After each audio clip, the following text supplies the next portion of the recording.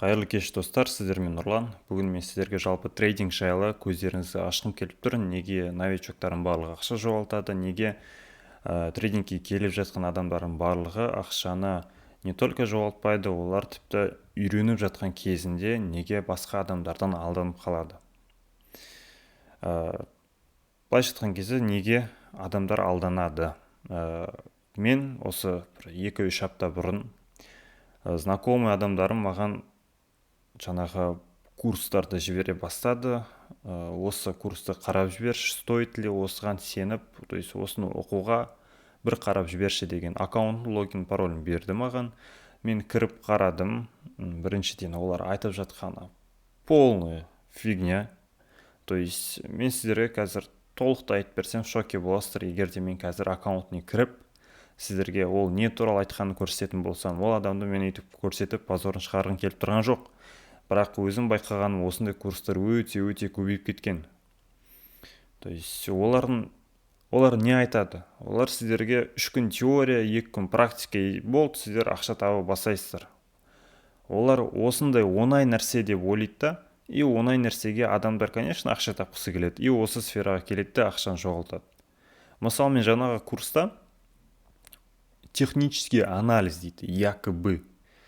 То есть оның технический анализы допустим, там қандай болды? Я помню, там стохастик болды и RSI деген индикатор болды. Ну, то есть индикаторы по объему, да, влитых денег, там, былайша айтқан кезде по объему всего этого.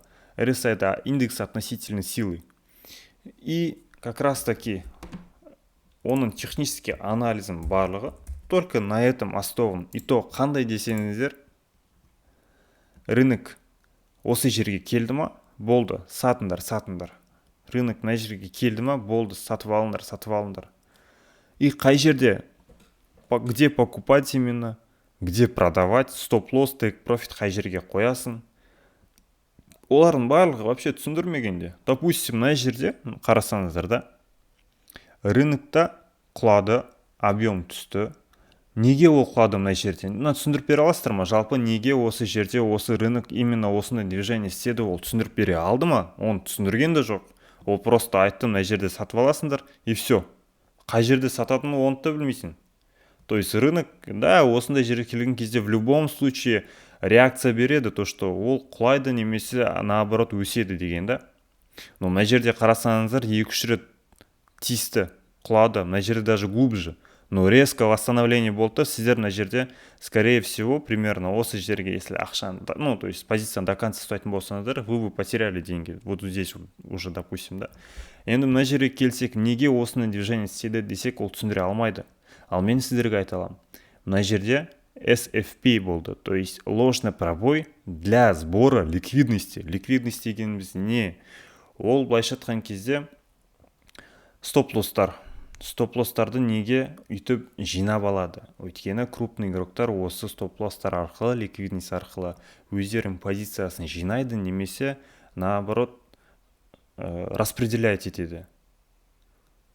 Оларға өзінің рынок қай жерге выгоднее двигать, как раз таки ликвидность жинау арқылы олар манипуляция жасайды. Манипуляция жасау арқылы ликвидность жинайды, то есть кешірім сұраймын.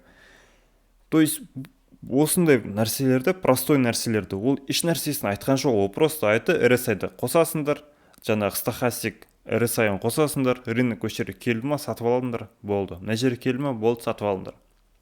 Рынокта вообще қаншама таймфреймдер бар, оны ешқайсысын қалай қолданады, неге қолданады, оны ешқайсысын түсіндіре алған жоқ ол. И самое главное, сол курсты ол 90 мың теңгеге сатқан. 90 мың теңгеден сатып жатқан шығар, возможно, әлі бағасын өсіріп тастамасы. Мен көрген кезде шыны керек шоке болдым. $200 сіздер болмайтын нәрсеге вообще тегін ана информацияны шыны керек. Мен осы сфераға келген кезде мен жақсы учитель, то есть курсты таба алмадым, қазақша или орысша, именно узконаправленный именно криптосфераға таба алмадым, поэтому өзім үйрендім. 2 жыл бойы трейдинг жасап. Конечно, бірінші жыл маған қиын болды, бірінші жылда менде ешқандай результат болған жоқ. И екінші жылда ғана мен өзім ошибкаларымды прорабатывать ету, дисциплина ету, хладнокровность, эмоциональный стабильность арқылы мен кішкене результат көрсетіп, қазіргі таңда шүкір, мен осы именно стратегия по смарт мани дегенге келіп жеттім. Енді қанша ошибка жібердік, біздің мақсатымыз сіздерге тура біз секілді 2 жыл бойы үйренбеу. То есть біз не үйрендік, сіздерге барлығын аз уақытта и нақты сіздердің сұрақтарыңызға жауап беру арқылы тез арада үйретіп шығару сіздерді. Әрине сіздерден как минимум бұл 1 ай алады, 1 ай уақыт алады. То есть сіздер 2-3 апта үйренсеңіздер, жай ғана видео қарап, тағы да сіздерді практиковать етесіздер. Ең дұрыс вариант, любой индикатор немесе закономерность қолданып жатқан кезде, допустим, новый паттерн деген соны үйренгіміз келсе, сіздер как минимум сол паттернге 50 сағаттай практикада өткізуіңіз керексіздер.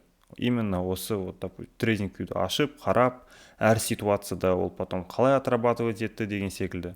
Ең дұрыс вариант, сіздер премиум версиясын бесплатно 1 айға қостырып алсаңыздар болады, потом жаңа аккаунт ашып. Симулятор рынка деген қосасыздар. И потом уақытын азайтып, то есть мына жақтағы ситуациялардың бәрі жоқ болып кетеді, как будто рынок осы жерде двигаться етіп жатқандай болады. И осы арқылы сіздер практиковать етсеңіздер болады. Енді рынок жаңағы мен айтқандай 95% новичоктар, ритейл трейдерлер жалпы барлығы ақша жоғалтады, 95% адамдар. Оның 80% новичоктардың барлығы осы сфераға келген кезде 80% бірінші айда депозитін жоғалтады, и все, осы рыноктан кетеді. Тағы да бір 15% олар 4-5-6 ай үйренеді да, и олардың үйренген білімі жаңағындай курстар, интернеттен қарап алған осындай паттерндар, осындай паттерндар. Ну, енді бұл нормально. Вот английский там более четче. Они реально объясняют как раз таки. Ал жалпы сіздерге не үйретеді? Осындай секілді двойная вершина, дно, треугольник, флаг, прямоугольник деген секілді. Именно осы нәрселерді көп үйретеді. Жаңағындай RSI қосып қойыңдар болды, бай боласыңдар. И осындай секілді нәрселерге айтып қояды, и все. Сіздер соған сенесіздер.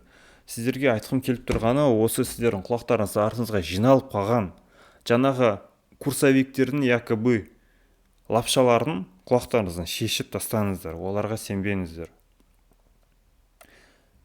Сіздер тек олардың реально қалай торговля жасайды, сіздер оларға 100% сенсеңіздер ғана, доверьтесь им. Лучше всего сіздердің бір знакомый или жақсы трейдингте уже долгое время жүрген адамнан болса, танысыңыз, достарыңыз, солардан сұраңыздар. Осындай курс бар екен, бір қарап жіберші дегендей қылып. Ол қарап жіберсін и айтады саған, дұрыс па, дұрыс емес па оны айтып жатқаны, и стоит ли покупать у него за столько денег, такую информацию, которую можно вообще бір-екі күнде ғана табуға. И то ол настолько простой информация, что бесполезная информация. Адамдар осы сфераға келген кезде ең оңай нәрсеге құлшынады. То есть адамдарға не оңай? Оларға осындай картинкаға қарау, шпаргалкаға қарайсында ақша табасын. Олар сіздерге өзінің состояниесімен дәлелдейді. Вот менде там X5 21 года, да, там у меня в банке 100-200 тысяч долларов лежит.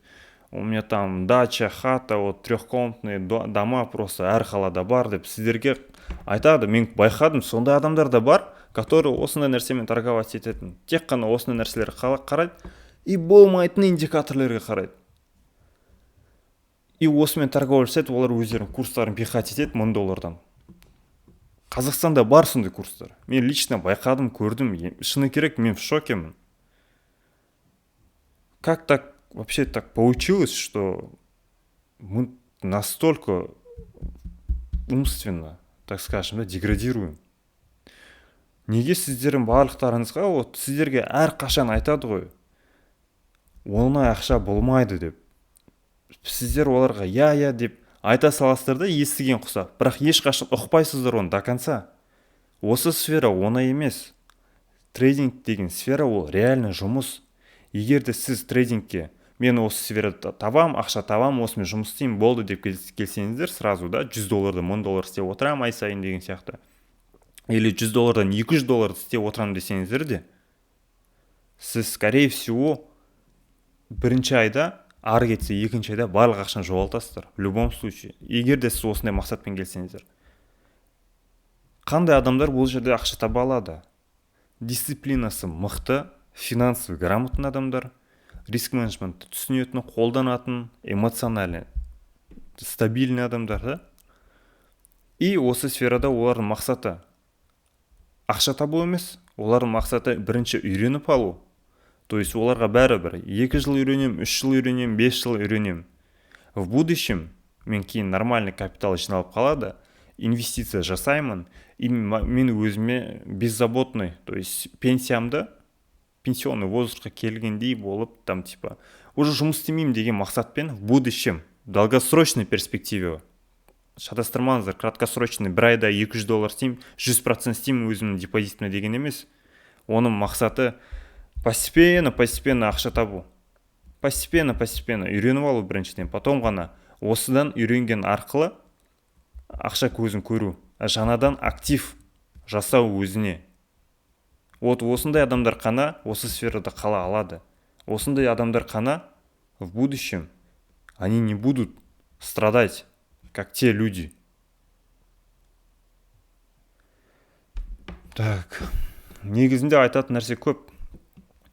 Өзім лично smart money торговлясына, по SM торговлясына, примерно жалпы айтқан кезде, по структуру рынка ешқандай индикаторға қарамаймыз, price action бойынша қимылдаймыз, допустим, да, вот любой движениені мен сіздерге түсіндіріп бере аламын. Неге мынау бүйтті, неге мынау үсті, неге цена мына жерден өсті, неге осылай болды деген секілді, да. Осының барлығын сіздер түсіндіріп бере алуыңыз керексіздер. Вот сол кезде қана сіздер кішкене рынокты түсінесіз деген мағына бұл. То есть осындай білдіреді то, что вы уже понимаете немножко о рынке. Сіздер мына паттерндар қалай құралатынын білесіздер ме вообще? Но неге бүйтеді деген секілді қылып. Неге, допустим, да, вот сіз көрсете салайын сіздерге. Осы күйінше.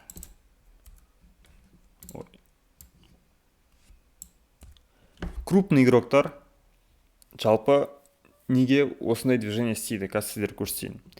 Олар якобы осындай бір паттернді сіздер білетін, да, құрайды. Сіздер осындай екі жағына сызып аласыздар. Цена астыға кетіп бара жатады да. Осы жерге дейін 1, 2, 3 точкада, осы 3-ші точкаға дейін келеді, ликвидность жинап алады. Ликвидность деген жалпы айтқан кезде стоптар ғой. И осы ликвидность жинап алғаннан кейін ценаны үстіге қарай ұшырады. Сіздің мына жақта стопыңызды активация жасайды да, и все, сіздер ақшаны жоғалтыңыздар. Мына жерде то же самое осылай істейді. Мына жерде то же самое осылай істейді. Мына жерде кішкене өседі, қайтадан астына құлайды. То же самое. Ну, конечно, мына жақтағы не болып жатқан білмейміз ғой, бізде қандай движение болды осы жағында. Соответственно, с этим, то есть осы жақтағы движениені анализ жасап, қандай ликвидность бар, қандай жерде ордер блок, брейкер блок, mitigation блок, да, имбаланс. Соған байланысты біз анализ жасауымыз керекпіз.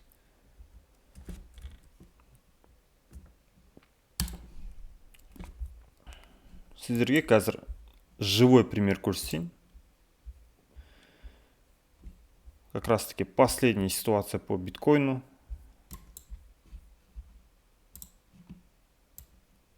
Так, сіздерге лишняя информация. Пока сіздерге оны үйтіп көрсетпеймін. Қараңыздар. Мына жерде ликвидность осы жерге дейін жинап алды. Мына жердегі high, то есть самый swing high деп аталатын осы жер. Осыны біз жинап алдық ликвидность осы жерге дейін. Потом біз ликвидностьті мына жерде тұрған осы жерге дейін біз жинап алдық. То есть мынау тоже ликвидность, если что. Бірақ оның астында да ликвидность бар, но здесь имбаланс бар. То есть мына жерде незначительное количество ликвидности бар. Мына жерде ордер блок бар. Реакция осыған болды, мына жерде ордер блок тоже бар. Осы диапазонда басқа таймфреймде. Как раз таки реакция осы жерде де болды. Осы ордер блоктан, осы жерден лонг ашамыз до этого ордер блока. И, соответственно, наоборот, до этого ордер блока мы открываем еще раз позицию на шорт. То есть мына жерде біз көптеген позицияны ашып алатын едік осы боковикте. Енді қазір мақсатымыз не? Мына жерде енді ордер блокта астында. Ликвидность бар, конечно, 100% бар, но незначительный соотношению, то есть если сравнивая мына ликвидностьті. Ликвидность дегеніміз стоп-лосстар. Ликвидность алынып, сатылып жатқан активность айтамыз. Как раз таки стоп-лосстар активация жасалған кезде, лимитный ордерда ордерлер активация жасалатқан кезде, как раз таки ол ликвидность деп аталады. Ликвидный товар деп айтсақ та болады. Допустим, Қазақстанда Toyota Camry, ол машиналардың арасында самый ликвидный товар. Ол көп алынып сатыла беретін нәрсе.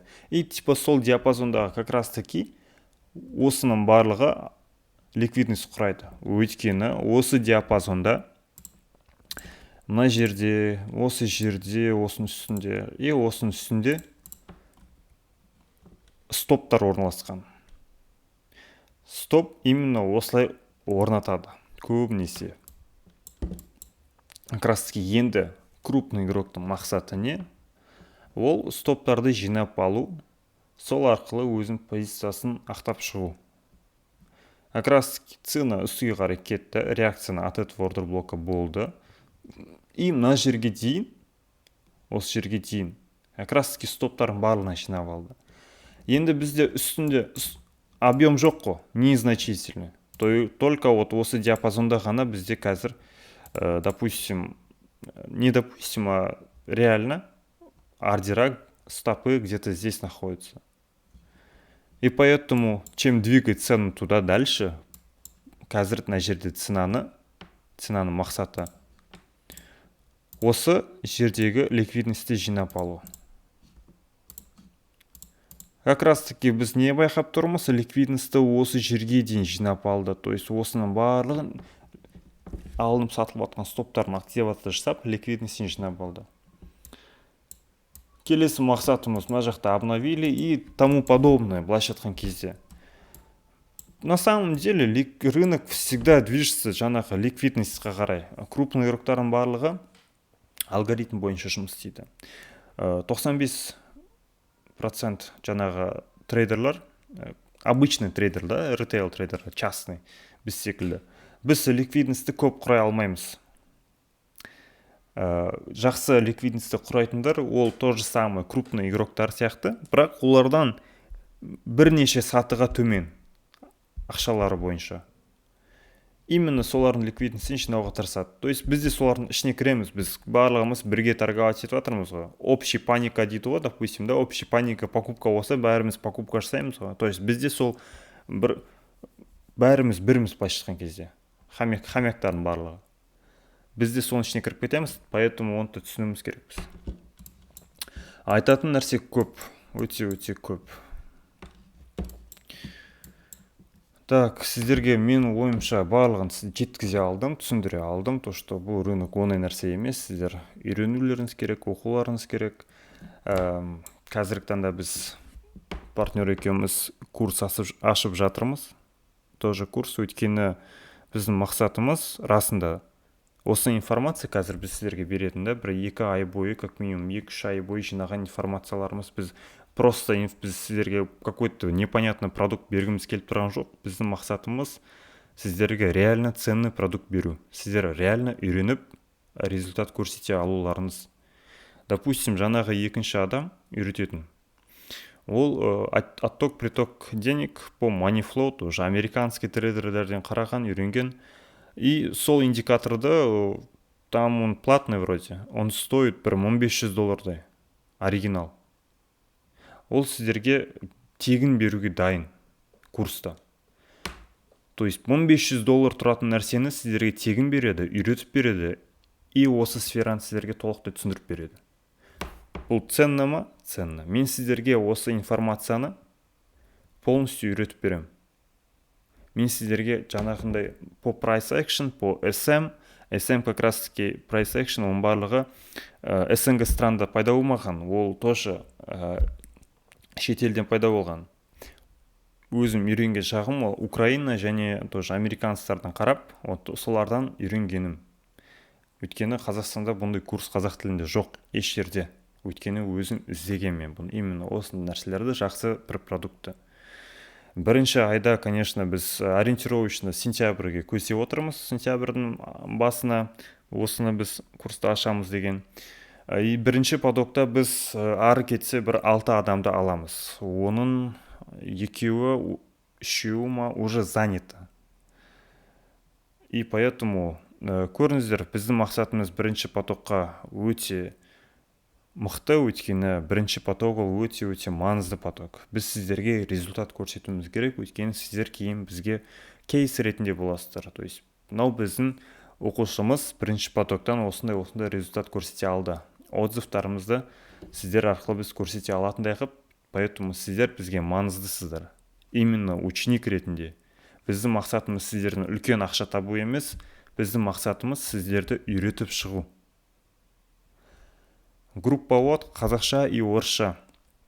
Сол группаларға кіріп, QSP кіріп, сұрақтарыңыз қойсаңыздар болады. Орысша группа чуть активнее, там уже есть трейдера хорошими депозитами, хорошими опытными люди тоже имеются.